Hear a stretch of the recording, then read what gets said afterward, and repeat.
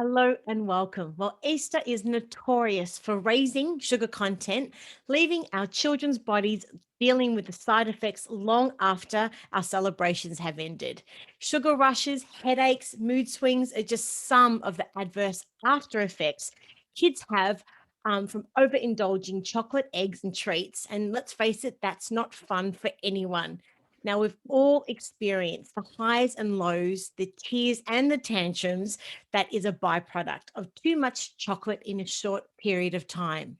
So, to help us understand how we can try to avoid this and enjoy a healthy Easter this year, we welcome our special guest, leading dietitian Susie Burrell. Now, Susie is a qualified dietitian with a master's in coaching psychology. And today, Susie is going to share her expert advice how we can celebrate Easter in a balanced way whilst not overdoing the sugar. Thanks for joining us, Susie. How are you? I'm good, Rach. It's so lovely to be here, and we're all on the countdown, I think, to the holidays, aren't we? So We bring certainly it are. on, bring it on. And welcome back, of course. You were our very first podcast and interview guest for this year. So it's lovely to be chatting with you again. And, Easter is a really wonderful celebration for all the family, but it's totally commonsensical and plausible to believe that our bodies, and most importantly, our children's little bodies, are not built to consume a large amount of chocolate and sugar within a short period of time. And fair to say, it's not without its side effects. Like, what are your thoughts? I think that the issue in today's society is we don't get one bunny like we once got. They literally have mountains of chocolate. They're given treats at school to mark the end of the term. Then, of course, if you go to the Easter show, you also have the influx of all the contents of show bags.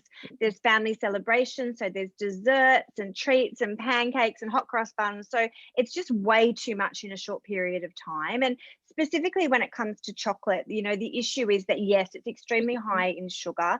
The average Easter egg will contain between 9 and 10 grams, or about 2 teaspoons of sugar. And the upper recommended intake of added sugar in our diet for children is no more than 25 grams. So just a couple of sort of medium-sized Easter eggs, and they've already blown that out. So you can imagine that in the case of small bodies, that sugar overload just makes them, huge amounts of energy, but also energy fluctuations. People can be more sensitive to sugar, so it can impact mood and irritability. Yeah. And as is the case for adults, the more of that sweet substance that you have, the more you want. So they have a little bit and they get a taste for it, and it really drives that behavior. And of course, that's more pronounced in small children who, are not used to having that much concentrated energy in one hit. So it is a really challenging time for parents. And I guess the whole thing is that Easter isn't Easter without chocolate. And I think it's the only day of the year that it's widely acceptable to eat chocolate for breakfast. Now, do you agree, or am I definitely asking the wrong audience, the wrong person?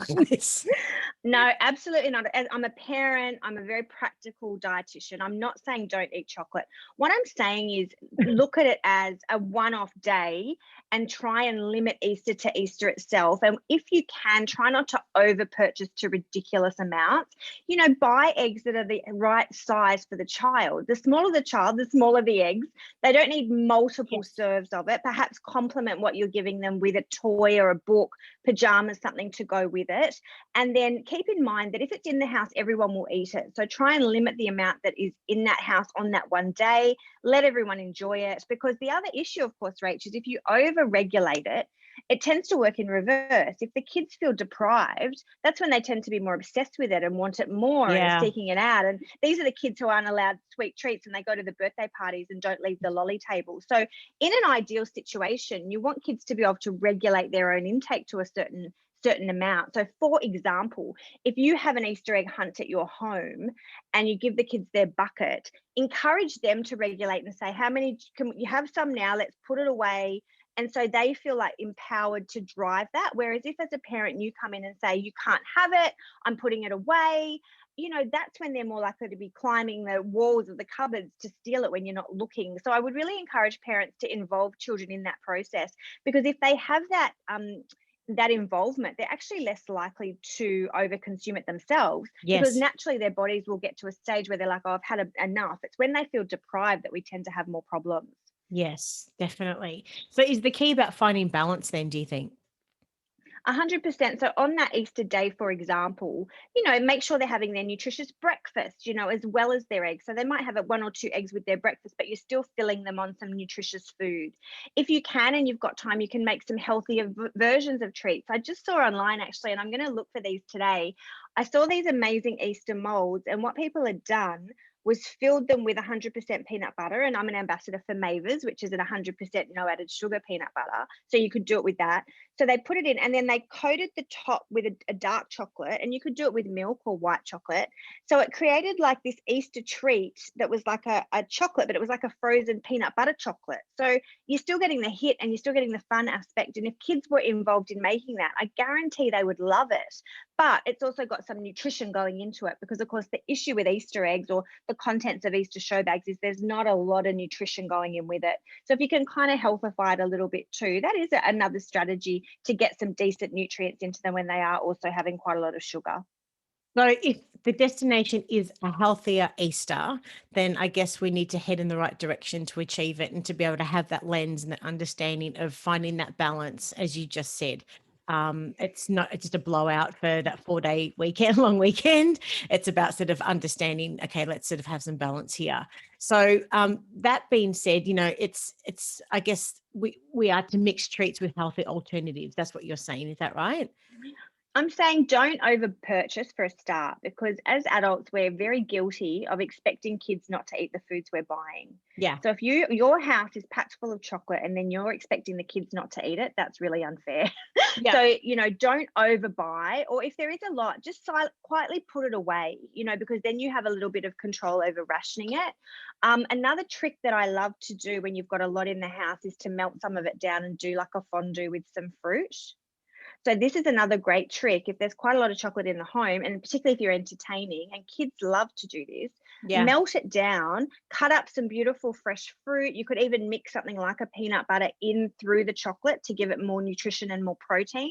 And then get some skewers for the kids, and they can do the dipping. They'll consume less overall, because of course when you melt it, it sort of sticks to the side of the pan, and you don't get sort of that concentrated bulk you would get if you were eating the entire egg.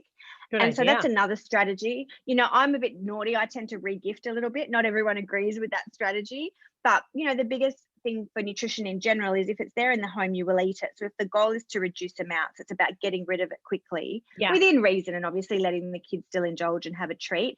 And as I said, I think buy eggs the right size for the child. A small 4-year-old does not need a giant bunny. A small 4-year-old should have a 4-year-old sized bunny, and then a lot of your problem is solved. Yeah, great advice. Great advice. I never thought about that. I guess we always just think about sort of giving as much as we can, and that's our way of showing love and affection. But and of course there are a whole heap of different, chocolate-free gift ideas, as you mentioned earlier on, and we've got now our Kittypedia store as well, which sort of lists a whole heap of different options as well, where you can find that balance to be able to give some chocolate, but also balance that up with some gifts, as you mentioned earlier on as well. Now, that said, we actually published your article also, which I'd love to be able to just to discuss briefly. The title of that is Tips for a Healthy Easter. Now, for someone who hasn't read your article yet, can you please tell us what it's about and, of course, what inspired you to write it? I think Easter is my favorite time of year, and we definitely don't want to take away from the joy that is celebrating with family and some sweet treats. That's what life's about, enjoying those special occasions. So I've written this with the goal of getting a little bit of balance, but also some little strategies that might help to reduce the overall chocolate and sugar intake without anyone in the family really noticing. So a few little tricks that you can do. Kids, and particularly small kids under the age of 8, they are not necessarily obsessed with the treat. They're obsessed with the time spent with the parent enjoying themselves. So if you can get into the kitchen over Easter and make some healthier breakfast pancakes on Easter Day, or perhaps a loaf cake to enjoy with the family. You could even do some Easter egg painting where you blow out the eggs and do some painting, or make some Easter chocolates using something like a nut spread to get some more nutrition in there. That's going to be just as powerful as buying them a lot of extra gifts. So that can work really, really well, because it's the family time they like more than anything. And that from, when we finally sit down with them, they don't actually care what they do. It's just having that time with us. But we're very keen to give them stuff. And that's where the over gifting of chocolate comes into it. I think the other trick with the eggs, we've mentioned buying eggs that are smaller for smaller children, but also keep in mind that those small solid eggs are a problem because they're so easy to eat. And just 3 of those little solid eggs has got, almost about 100 calories per 3. Like, it's very easy to eat a whole packet of those without even noticing. So for little kids, and what I do with my own kids, particularly for the Easter egg hunt, I get those little ones that are hollow, because you get less chocolate overall, but they look bigger. So that, I think hollow eggs are going to be better if one of the goals is to control the chocolate. The other trick with small children in particular is they love the eggs that are filled with lollies. So if you buy that egg, so that Humpty Dumpty egg, or I think there's a Smartie one. My favorite. That's my favorite. Yes, and this might not be good for the parents. It might only benefit the children. But that my kids, and a lot of kids, they'll only eat the lollies. They're actually not interested in the chocolate. So they'll get their bowl and they'll snap open and they'll eat all the colored things, and then they don't eat the chocolate, because that chocolate's not, unless they're a real chocoholic, they often leave it. So that's another little trick that works really well too. If you get a sort of a kid-friendly egg that's got something in it, they very quickly lose interest in the chocolate. It falls into that unpackaging fad that's been in the last few years with kids' toys and that sort of stuff as well. They just want to find out what's inside, and that's 100%. Oh, true. Of course, I forgot about that. Yes, they love that. So that's a really smart way of doing it too, because you're shifting the focus from the chocolate onto something else without actually limiting the chocolate. They'll naturally do that. Yep. 100%. And the good thing about Kinder this year is they do have quite a, I'm not sponsored by Kinder, but they do have quite a lot of small eggs that are appropriate for children. I've noticed smaller bunnies, smaller eggs. So that's really good to have those options. I think when you do the Easter egg hunt, let them have some control over it and then put it away, because in more cases than not, they forget about it very, very quickly, particularly small kids. So that's also another really good option. I think the other thing is as setting up the meals. So making sure they're having the decent breakfast, something decent for lunch that's got some bulk in it and some fullness, because otherwise they'll just OD on the chocolate all day. So definitely sort of give them some control over how many they're having, but limit how often they have access to that bulk supply of chocolate. And my trick is, at the end of the Easter weekend or at the end of the Sunday, get it together and melt it. If you've got an extended weekend, melt it down and do a fondue, and you get rid of it in a really quick period of time. And it will melt really well with the Mavis Smooth peanut butter, which is very runny because it's got some of the natural oils found in the nut through it. It'll make the chocolate thinner. It will add protein to it. The kids will love it. And straight away, you'll get rid of a lot of your issue with too much chocolate in the house, which inevitably someone will eat, even if it's not the kids. Yes. And you were referencing earlier about the RDI as well. So, I mean, how easy is it, I guess, for children to exceed daily sugars and the RDI intake around Easter? And what is, I guess, the sugar RDI for adults and children as well? I'd love to know. Yeah, and this is really interesting because Australian kids go way over it every day. So there's not a recommended minimum intake because we don't need it, but an upper intake of added sugars. Now, this is different to naturally occurring sugars like fructose and lactose in dairy and in fruit. I'm talking about added sugar found in food. So when you look at a tomato sauce bottle, or if you look at a cereal packet, it says sugar on it. And you're starting to see a bit more now, Rach, people labeling for added sugars, and that's what we're looking at. Now for children, and I would say children under the age of 10, and this is based on a US recommendation from WHO, but it's a general one we can all conform to. Yep. They recommend less than 25 grams of added sugars, which is the equivalent of about 6 teaspoons, which sounds like a lot. Like you wouldn't sit there and have 6 teaspoons, but it's really easy to get that because our kids have a lot of snack food, they have a lot of processed cereal, they have a lot of treats. We're very guilty as parents for giving them treats. Now, if they have a muffin out or a banana bread out, they will instantly get that. Instantly. I was looking at some muffins in cupcakes in a supermarket the other day, and they were the cupcakes, which they're not massive, but they've got like quite a thick chocolate or strawberry icing on them. And I want to say those cupcakes had something like 30 plus grams of sugar per cupcake, because it was enough for me. And I'm pretty liberal with my kids. They're pretty active. They're quite young. I give them, a finger bun after school or whatever. It was enough for me to go, well, that is way too much. And the same was with the chopped chip cookies that you find in supermarkets in the fresh bakery section.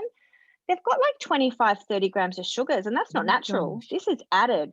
So one of our problems, and particularly even when it comes to holidays, is that they're already used to having these treats. They're used to going to the shop and having a milkshake. They're used to going and having a banana bread. Then on top of that, they have all this extra coming from the Easter eggs. So just a couple of medium-sized eggs will instantly give them about 20 grams of sugars. So the other thing for us to be aware of is to put a bit of a limit on those other treats that we're giving them when we go to the shop. So things like the smoothies, the milkshakes, the juices, the banana breads, the muffins, the donuts, those foods that they're used to having, put a bit of a lid on those over this period of time. And if you're that way inclined and have got time at home, remember you can make a very healthy banana bread. You can make a much lower sugar muffin at home with recipes and using key ingredients like a wholemeal flour, a nut spread like Mavis instead of butter. You even can use sugar replacements now. And there's a couple of new brands in supermarkets that have what we call a baking blend. It's coming from like monk fruit, but it's similar to stevia, but bakes better. And you can literally substitute any added sugar in your own banana bread for a very sweet tasting loaf, for a fraction of the sugar if you made it or bought it out of the home. So if you're keen, I can send you one of those recipes to also pop on the website, because I think Yep. people would be really interested in that. Those lower sugar baked products is a great way to get through the holidays with lowering their sugar intake from those foods, knowing they're going to indulge a little bit in Easter treats. So, and you were just mentioning before about the sugar content that a typical Easter egg contains. So what were the size of those Easter eggs? Just to briefly just touch on those again. Yeah, so if you were to have 3 or 4 of the little mini solids, that's going to give you about 10 grams of sugar. It's about 2 of the more medium-sized ones. And then if you're looking at big bunnies, they've got 30, 40 grams of sugar straight away. So they're pretty concentrated. Yeah. So what are the So impacts that's sort then? of double. Oh, it's incredible how quickly you can sort of just exceed it, and then Mm. wonder why there's tears and tantrums and all of those mood swings and stuff we're talking about before. So I mean, what are the impacts then of exceeding sugar sort of RDIs and that sort of stuff? As a one-off, there's no issue. But the issue is that the more they have, the more they want. So they get used to having more and more of that sweet food in their diet. And we know there's quite a strong programming effect, both for children and adults. So basically, the less added sugar we have in the diet, the better it is for our health and nutrition. So it's not something you want to reach, it's something you want to minimize and really isolate those special days, which might be Good Friday and it might be Easter Sunday, but it doesn't need to be, like you said, the entire 4-day period or the entire 2.5 weeks of school holidays. Yeah. It's really about trying to minimize it on the other days and keep them as active as possible, because that's the other trick actually we haven't mentioned. Use Easter as a time to be as active as possible, knowing that they're fueled to the max with extra sugars. This is a great time to go on a family walk, have a family game of cricket in the backyard. If the weather is great, take them down to the beach. Get them as out and active and running as much as you can, and that will help to regulate their glucose levels, so you are less likely to have the downside that comes with the drop in sugars when we've had a lot and we're sort of sitting around feeling tired and lethargic. So that's another really important trick for parents to remember. Keep them as active as possible. And as you were just saying earlier, it really is just about creating those moments, and that's all the kids want at the end of the day, is just to have that time and that attention and that love and devotion from you. In addition to what you usually spend with them, the Easter holidays are special, and of course, the opportunity to be able to spend that time. And you mentioned earlier about the benefits of making your own Easter treats as well, so that is a great opportunity to be able to create those moments. And I think from memory, Mavis have actually got a heap of different recipes for children. Obviously, they don't have nut allergens. But with that, I mean, aside from that, I mean, is there any other benefits of making your own Easter treats at all, do you think? Well, they tend to be a bit healthier because you can control how much sugar, you can control the type of chocolate. There are some sugar-free chocolates, but I would be hesitant to recommend those because they won't mix well. The thing with chocolate is that it needs the sugar and fat to melt and taste the same in baked goods. So Yeah. that won't melt that sort of no sugar chocolate. So I would say you're better to use less chocolate in the ones you're making at home. And again, look for child-friendly size treats. So you can get little chocolates or you can get big ones. Choose the small ones for the little kids. We've got an amazing banana bread that's made with some Mavis peanut butter. So it's got more protein, it's got more good fat. So there's ways to jam pack that in. And as we said, it's about that spending the time. But kids are humans like us. If we leave a massive bowl of Easter eggs in the middle of the table, Kids who have a sweet tooth will keep eating them. So that's the other thing. Keep the treats a little bit out of sight and out of mind, Yeah. because then they won't just default to it. And if you know you've got a child who's less likely to regulate well, putting it away is a good move.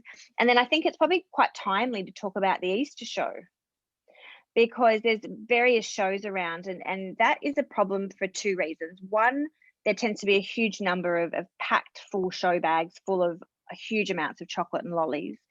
And the second is when you go to the Easter show, the food really isn't amazing quality. Like if you're buying healthy stuff, it's really expensive. It's hard to get. So the couple of tricks there are always pack some food to take to the show, some sandwiches, some wraps, and you might complement that with a treat, some hot chips or something through the day, but at least the base of the food is healthy for them. Stay off the soft drink because that's got like 35 plus grams or 7 teaspoons of sugar per can.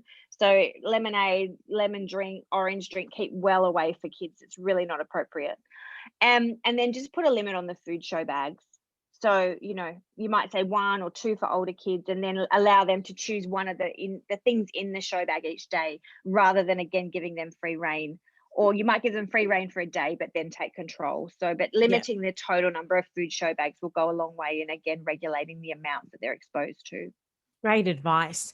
And I mean, aside from that, what other alternatives to chocolate can be enjoyed during sort of the Easter break? Tell us a little bit about your hot cross bun protein balls. I know that the article that we've published for you has actually got a few different recipe suggestions, but I'd love to know about these. They sound great and very yummy. There's lots of different ways you can do it, because kids again are liking cute food. So if you dress up, a protein ball that can be based around some nut spread, some matched up nuts, perhaps a little bit of dates, some berries, rolled in coconut.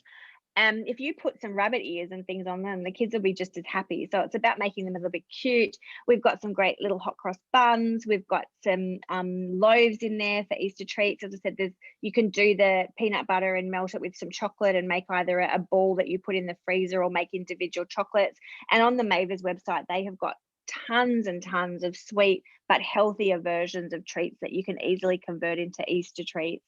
It's particularly if you're keen to get in the kitchen or the kids are keen to have that hands-on approach.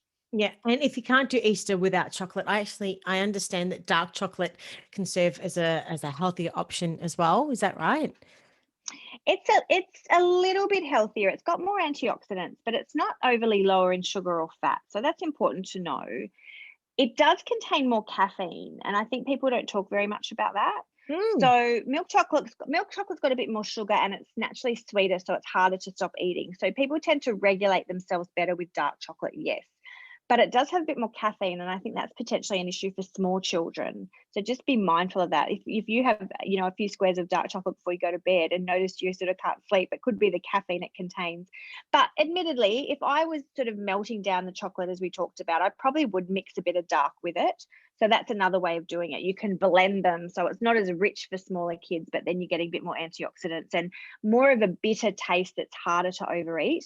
Because the issue with milky chocolate and white chocolate is that it's so sweet that unless you're sensitive to sugar, you will be able to really keep eating it. And that can be a problem when you're trying to control those cravings. Yeah. And you've mentioned a few times during the chat about mixing peanut butter into homemade treats and all the different options over the Easter break. And of course, not just over the Easter break, but right throughout the year, of course. But what other benefits of doing that overall from a health perspective? Well, when you look at chocolate nutritionally, it doesn't have a lot of hugely positive attributes. It's really high in saturated fat coming from vegetable oil or milk. You're getting a lot of added sugar to it. Like there's not a lot of positive nutrition. You're not getting any protein or fiber. So when you combine that with a whole food like an 100% nut spread, and there's a whole range out there. Yes, peanut butter works particularly well with chocolate, but you might be an almond butter person and they absolutely will work well too. The benefit of doing that is suddenly you add a lot of nutrition in. So you're adding some extra dietary fiber.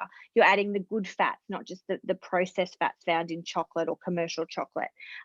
You're adding in some protein. So you're creating a treat that's also got some other nutrients that will help to keep you fuller for longer after eating. And it will take the edge off that sweetness. So you're not getting such an intense sweet hit. So it's easier to regulate your intake. You won't feel that need to keep eating as much because it's more of a complete food. Yep. And what about the families that have children with nut allergens as well, and in particular to peanuts? Do you have any other suggestions as an alternative, maybe?